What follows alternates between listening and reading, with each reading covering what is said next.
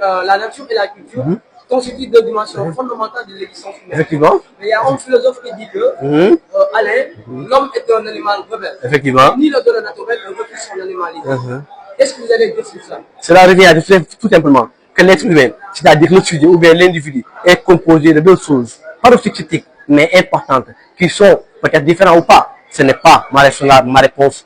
L'homme est composé de la nature. Qu'est-ce que c'est la nature? La nature, c'est ce avec quoi l'on vient au monde. Maintenant, la culture, ce qu'on acquit, c'est une acquisition. Cela revient à dire que l'homme est un animal bio, culturel et à la fois même naturel. Alain nous dit que l'homme, j'ai oublié est un animal rebelle. L'homme est un animal rebelle. L'homme est un animal rebelle. Cela revient à dire que l'être humain est méchant de manière même.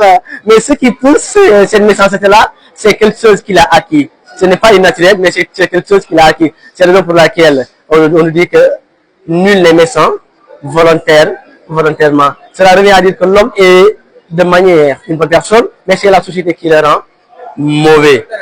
Merci. On n'est pas homme, mais on le devient. On ne n'est pas homme, on le devient. Effectivement, on n'est pas homme, on le devient par le biais de la culture. Par le biais de la culture même.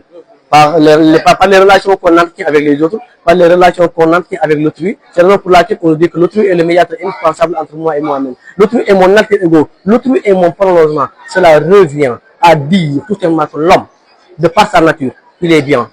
Mais au fil du temps, c'est la société qui va le rendre effectivement mauvais. Merci.